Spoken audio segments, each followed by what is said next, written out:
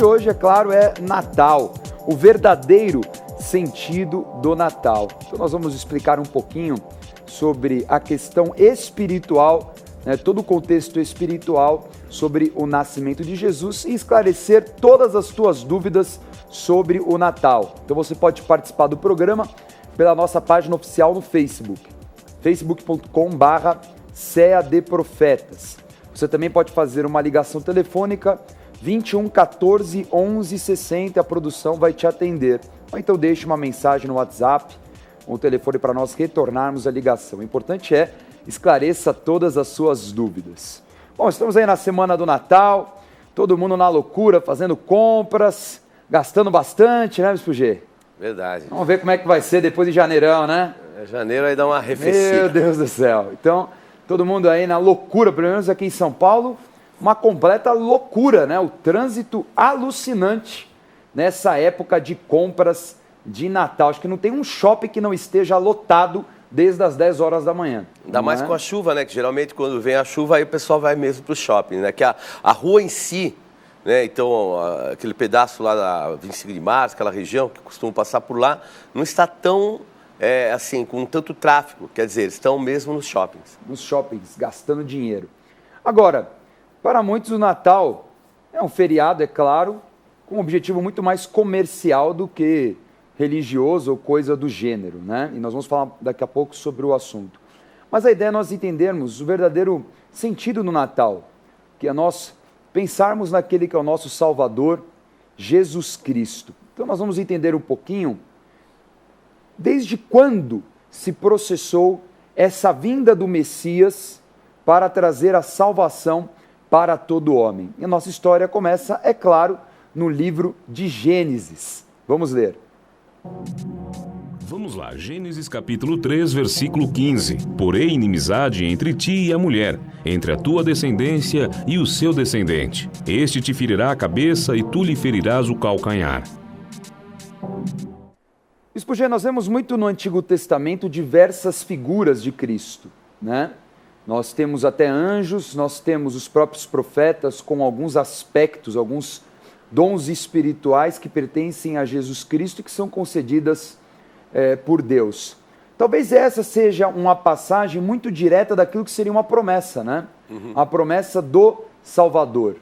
Então nós vemos que o homem ele pecou, e ele pecou no paraíso. Então o paraíso era um lugar, poderia-se dizer, meio físico, meio espiritual, porque era uma relação diferente que se havia com Deus, não é? É verdade. Então eles viam a Deus como que face a face, né? Eles viam a forma de Deus, e de repente aquilo acabou em virtude do pecado. Todo mundo conhece a história, né? Da árvore do bem e do mal, né? Do conhecimento do bem e do mal, e o pecado trouxe o conhecimento do mal. Até então só havia o conhecimento do bem, e tudo fez parte de uma manipulação de Satanás através de um animal. Poderia ser qualquer animal, mas foi, no caso, a serpente. Agora, Bispo G, então, antes da origem do homem, Satanás já estava na Terra? Bom, antes da origem do homem, ele já estava na Terra e estava antes da Terra, né? Porque eles são seres espirituais, foram criados, são anjos do Senhor. Então, Satanás não foi criado por causa da Terra ou para tentar a Terra. Antes disso, ele já existia, fazia parte de anjos, né? Ele era um querubim da guarda do Senhor e, obviamente, depois se manifestou nesse universo que a gente tem, que é o universo material e físico. Nós vemos que quando o pecado ele é exposto e Deus começa a atribuir as consequências do pecado, não castigar, né? Às vezes as pessoas têm uma visão assim, Deus castigou o homem, a mulher, não é bem castigar. Ele apenas mencionou aquilo que era o resultado do pecado. O resultado do pecado é a morte.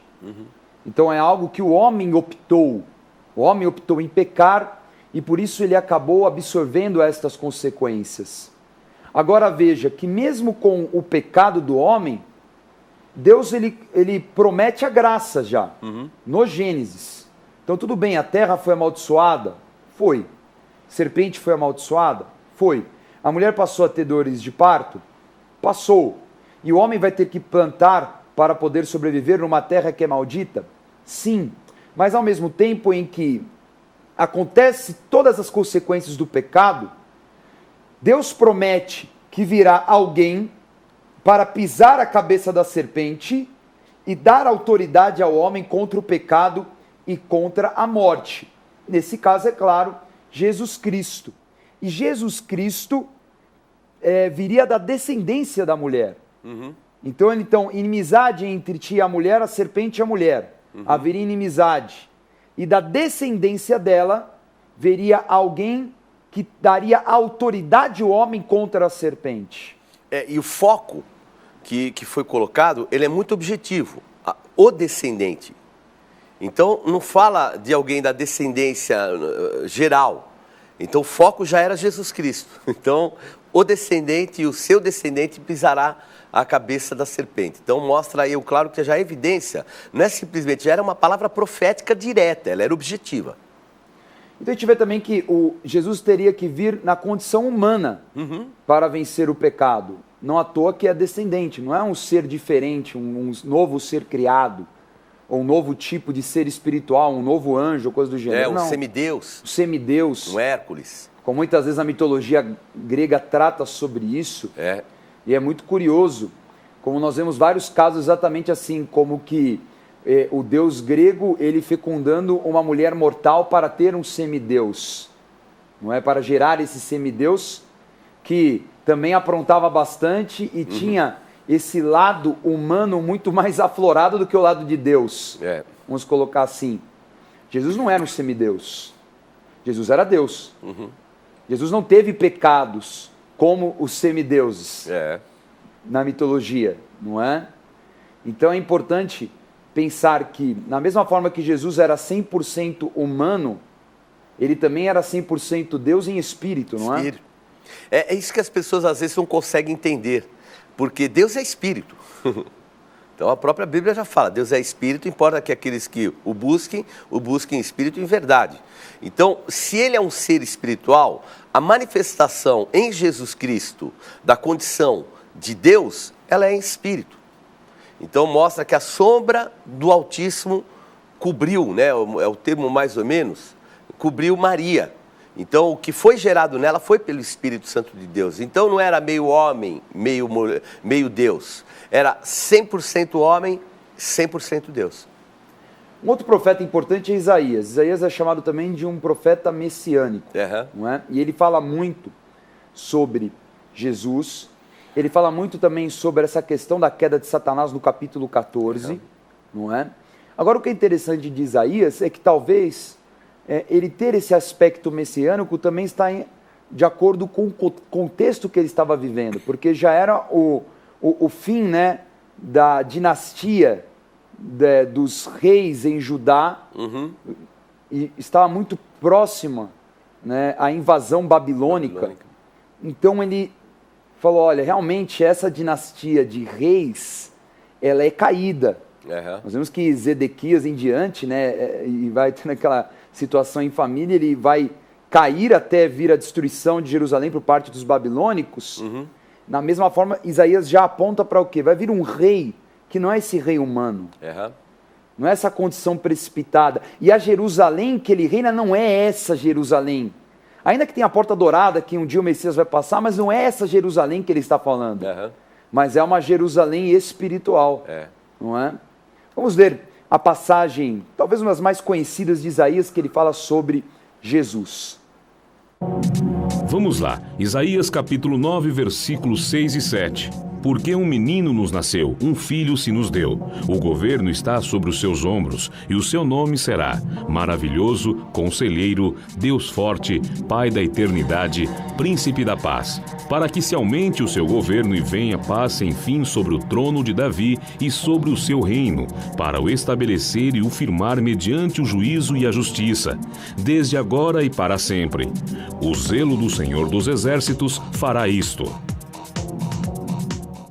E quando nós pegamos este último versículo e alinhamos com aquilo que fala em Apocalipse, é incrível, porque o que a gente vê aqui? Isaías falando de um reinado de Cristo que venceria a Babilônia Apocalipse. A Babilônia que destruiu essa dinastia dos reis de Judá, ela seria também destruída por Jesus, quando tiver esse reino espiritual pleno. Então a Babilônia, é claro que, falando no caso dos neobabilônicos do período, né, de Isaías, ali está falando de uma civilização, mas havia um principado demoníaco por trás, que é exatamente isso que Jesus vai vencer nos últimos tempos, não é, Bispo G? É isso mesmo, porque a marca, inclusive, ele coloca como as bestas, né?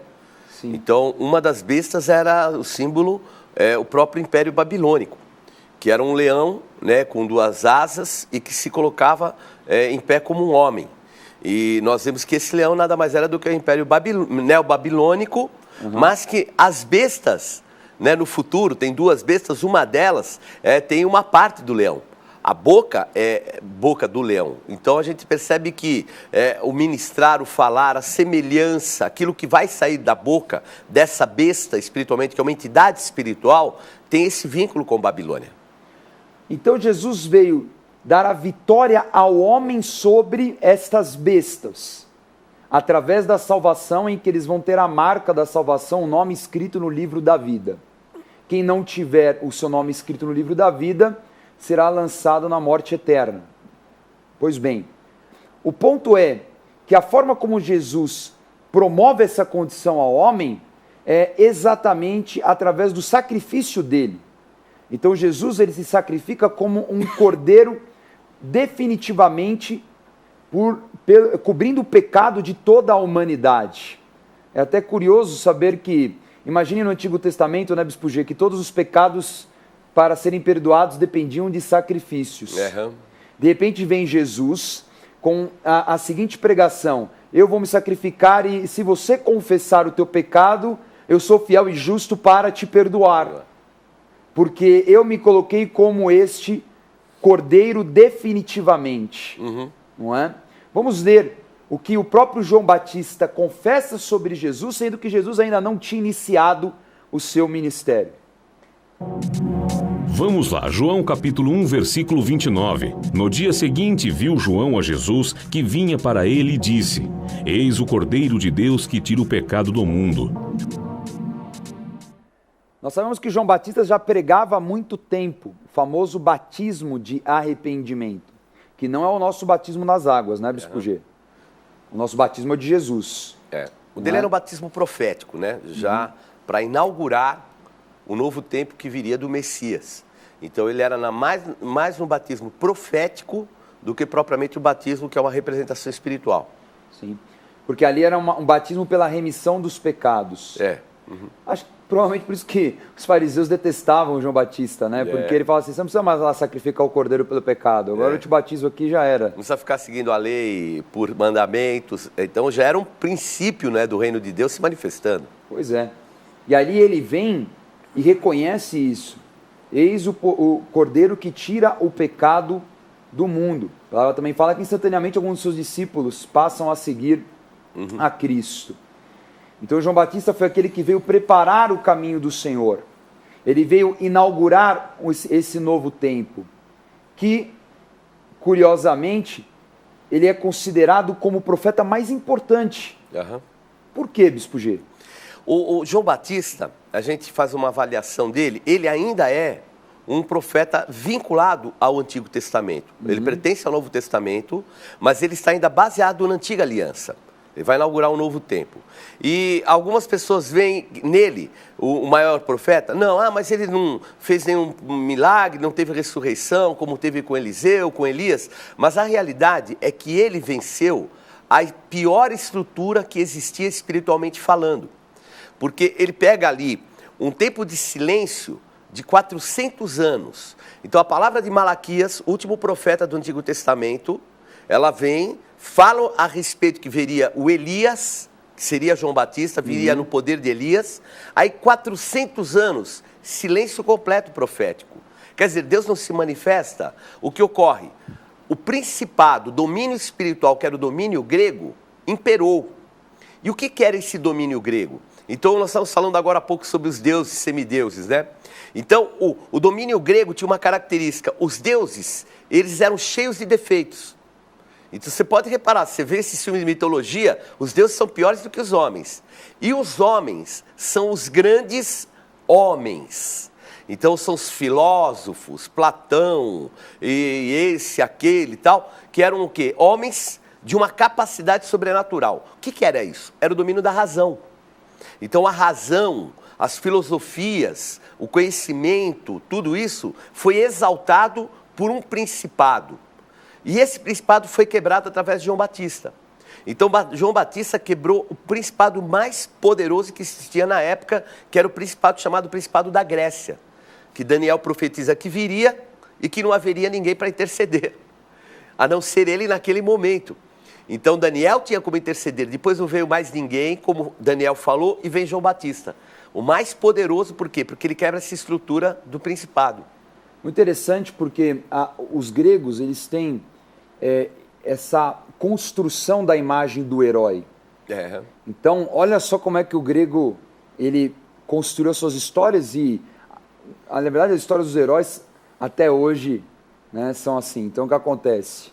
Então, ele pega um homem para ser a figura. Isso. Não é a figura de um deus herói, mas a figura é de um homem. Só que o homem, naturalmente, ele não tem poderes, ele é fraco. Então, o que ele pensa? Eu preciso de um homem com poderes. Como é que eu faço um homem com poder? Crio um semideus. Semideus. Não é? Então, você vai ver qualquer história, Perseu, Teseu e assim por diante, né? Todos esses aí que nós vemos, Hércules e assim por diante, são figuras do quê? Daquilo que todo homem gostaria de ser, não é? Ser poderoso, ter poderes, ser Deus. De repente vem um João Batista que fala, eu não sirvo para nada, o que importa é o reino de Deus.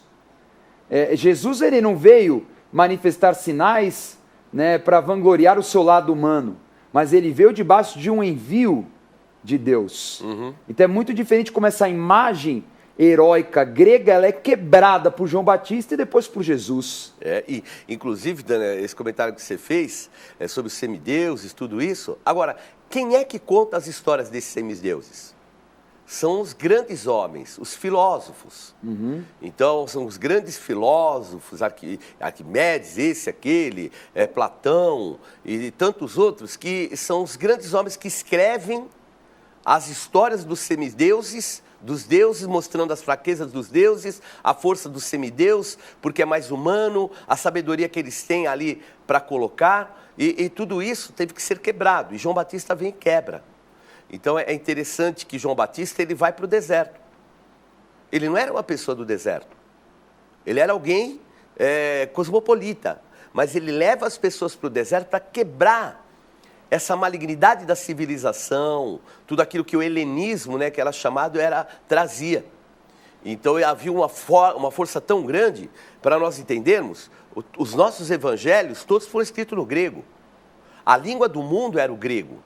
Então todos os evangelhos, as cartas do Novo Testamento, todas elas escritas no idioma grego, né? O grego comum, koiné chamado.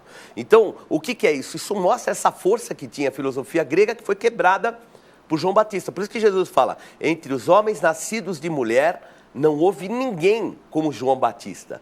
Então o próprio Jesus fala, olha, dos homens nascidos de mulher, ele foi o maior. Porém, no reino de Deus, depois que Jesus salvasse a humanidade, ressuscitasse, enviasse o Espírito Santo, todos nós seríamos maiores do que ele. Agora, Bispo G, então Jesus veio num momento, vamos colocar assim, muito chave na história da humanidade.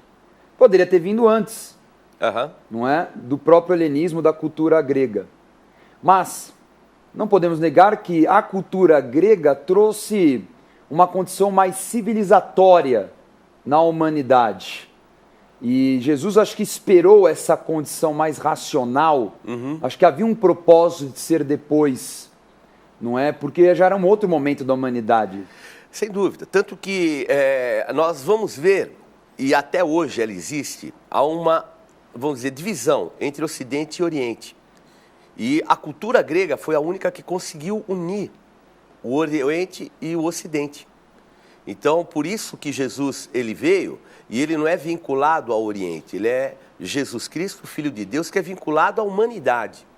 Então, até esse propósito, nessa época foi que Jesus veio por esse motivo, porque não se trataria de uma religião, entre aspas, do Oriente, mas seria a vinda do Filho de Deus para salvar toda a humanidade.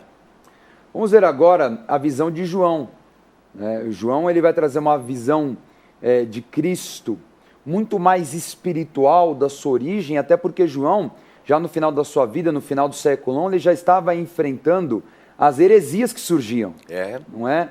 Os enganos, as mentiras, o gnosticismo, tantas coisas que negam a Jesus, e como muitas vezes as pessoas falam aí fora, não, todos os caminhos levam a Deus.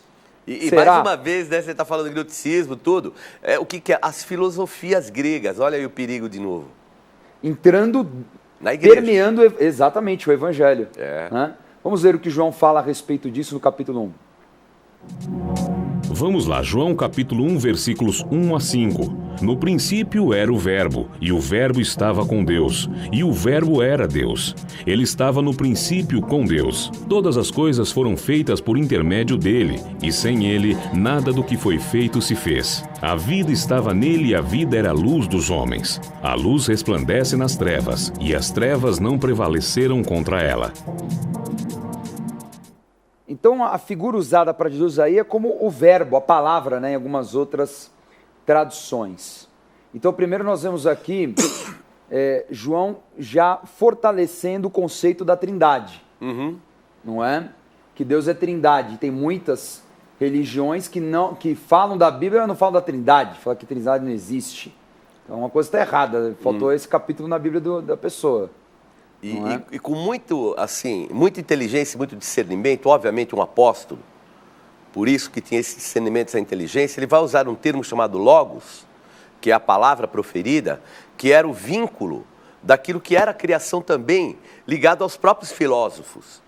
Então ele usa uma estratégia, porque o que ele quer levar? Ele quer levar a esse meio de filosofia, de domínio grego, a verdadeira salvação do mundo. Então ele coloca quem? Jesus, a palavra da criação, o verbo da criação. E ele desde o início, participando do processo de criação, e também se fala na Bíblia que ele foi crucificado desde o início dos tempos.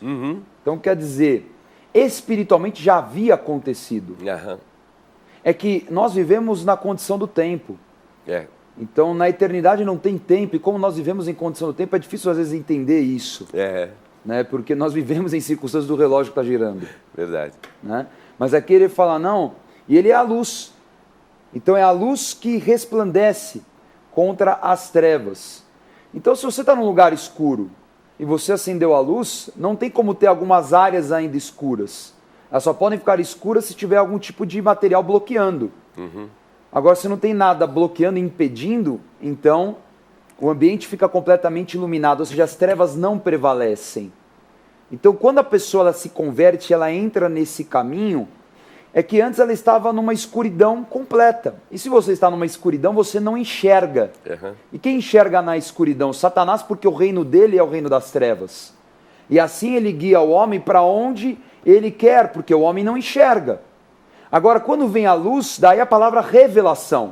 Que a luz, ela revela tudo aquilo que Satanás estava fazendo, e você não é mais enganado. Você não é mais conduzido e manipulado pelo inimigo, porque a verdade foi revelada. Então a pessoa quando se converte, ela tem esse impacto. Ela fala assim, há quanto tempo na minha vida eu fui enganado. De repente agora eu enxergo o que estava acontecendo, porque a luz revelou aquilo que estava oculto, aquilo que manipulava a alma do homem. E nessa circunstância, por isso que o homem renasce, porque ele nasce no Espírito, né? Então Jesus falou para Nicodemo, você precisa renascer, precisa nascer no Espírito, você precisa nascer de novo. E o que era esse nascer? Porque a despeito dele ser um homem religioso, temente a Deus, ele em espírito não tinha nascido de novo. Porque essa condição só viria através de Jesus Cristo. Porque desde lá do Éden o homem estava morto espiritualmente. E a se manifestar agora, entre aspas, ressurreição espiritual do homem, através de Jesus Cristo. Vamos concluir essa aula continuando a leitura do capítulo 1 de João. Vamos lá, João capítulo 1, versículos 11 a 14. Veio para o que era seu, e os seus não o receberam. Mas a todos quantos o receberam, deu-lhes o poder de serem feitos filhos de Deus, a saber, aos que creem no seu nome, os quais não nasceram do sangue, nem da vontade da carne, nem da vontade do homem, mas de Deus. E o Verbo se fez carne e habitou entre nós, cheio de graça e de verdade, e vimos a sua glória, glória como do unigênito do Pai. Então o Verbo se fez carne. Agora, a todos que o receberam, deu-lhes o poder de serem filhos de Deus, como ele, que era filho de Deus. Então que fique claro que qual que é o propósito da redenção de Cristo?